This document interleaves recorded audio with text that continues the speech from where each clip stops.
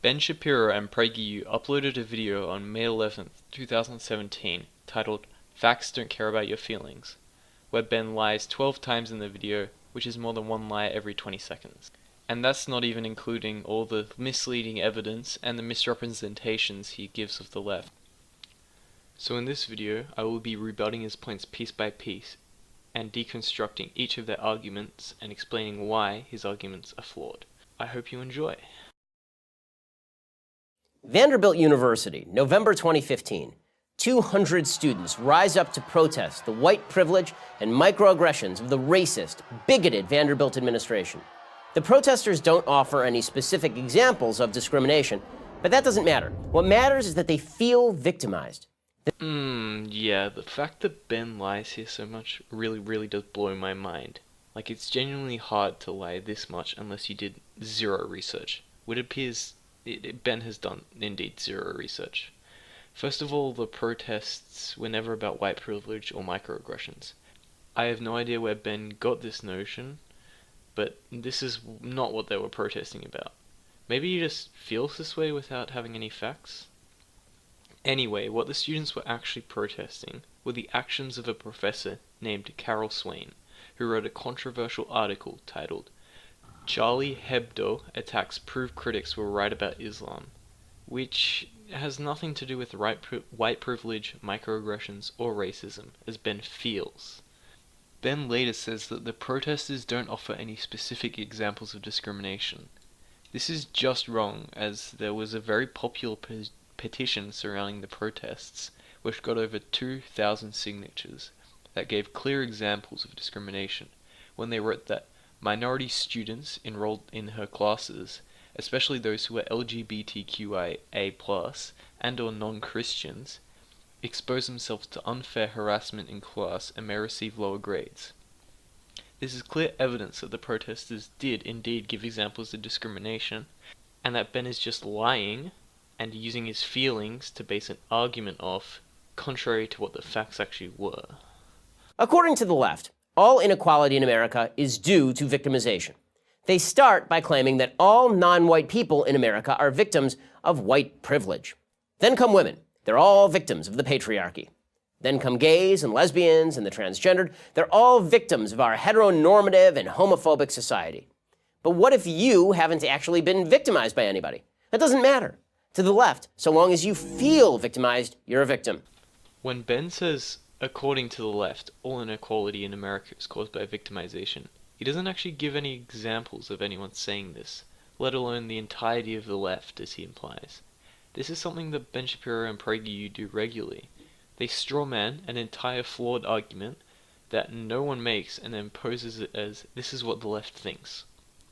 All this does is demonize anyone who is on the left by making these wildly untrue claims and generalizations and painting them as if everyone on the left thinks this way. When he says the left says, as long as you feel victimized, you're a victim, this is a straw man of the left and is wildly inaccurate, as barely any people believe this. When you make stupid claims like this, you have to back it up with facts and statistics. However, Ben seems to not like facts, as he just makes up what other people think based off of his feelings.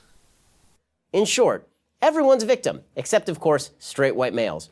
Also, anybody who dares to disagree with the left. If you're guilty of either of those crimes, you must be confronted, even if doing so requires actual aggression, like, say, a riot. Here's a trick the left plays to justify their violence. First, they say it's okay to punch Nazis. Then they say that every conservative, in fact, everybody they disagree with, is a Nazi. But here's the biggest problem with the left's argument. They're based on feelings, not facts. Alright, I'm getting sick and tired of these strawmen of the left. Let me get this straight. When you make claims like this, you need to back them up with facts, and it can't just be your feelings. If you really feel that the left thinks that everyone is a victim, except for straight white males, or that the left thinks anyone who disagrees with the left isn't a victim, and that you must be confronted with violence if you don't agree with the left, you need to back it up with evidence, or else you are just furthering political divide for the sake of your own argument. I'm sure at least one person could think these things, but it in no way represents the entirety of the left, as Ben's statement makes it out seem. So when Ben says that the left's argument is based on feelings and not facts, What he really means is that this strawman argument that I just fabricated out of thin air is based off my feelings and not facts. Take white privilege. The only real privilege in America is American privilege. Everybody in America has it, more than citizens of any other country in the world, the privilege to make your own decisions and live the life you choose. According to the liberal Brookings Institution, if you make just these 3 decisions, you'll do fine. And with drive and ambition, you'll probably do better than fine. First, finish high school. Second, don't have babies before you're married. Third, hold down a job. If you do these 3 things, you'll be on your way to the privilege of middle-class life, regardless of race, ethnicity, sexual orientation, or gender. Ooh, Ben just hit us with the facts, the logic, the reasoning that disproves all white privilege. Except it doesn't disprove anything at all whatsoever. First off, economic privilege is not the only type of privilege. Someone or a group of people can be socially disadvantaged but economically privileged, and vice versa. So the notion that this study disproves white privilege is ridiculous. Secondly, the list sets out 3 rules but does not actually analyze how hard or easy it is for different races to attain these goals, such as getting a full-time job. Also, there was a study published before the pragerU video by the Brookings Institute which shows that success is more likely if you're white when following these 3 rules, indicating that white privilege does exist, at least in this specific context in which Ben has tried to use in order to disprove white privilege as a whole concept. Also, there's no patriarchy. Women already make up the majority of college graduates. According to Time magazine, young single women without kids already earn more than their male counterparts. Oh, and gay and lesbian couples, they earn more than their straight counterparts too. These are facts, and facts don't care about your feelings. While Ben's statement that single women without kids make more than their male counterparts is technically true according to some studies, it still doesn't disprove the patriarchy. Here, let's look at the definition of patriarchy and see if Ben just disproved it. The first definition is a social system in which the father is the head of the family. Well, it doesn't really disprove this definition, so let's look at the other one. A family, community, or society based on this system or governed by men. Well, it doesn't disprove this either. See, patriarchies do not refer to wages. They refer to who is governing a family, community, or society. So therefore, the argument is invalid as it doesn't disprove a patriarchy at all. Ben later brings up the stat about gay people earning more, which he implies that there is no disadvantage or victimization associated with being gay, because they make slightly more than their straight counterparts.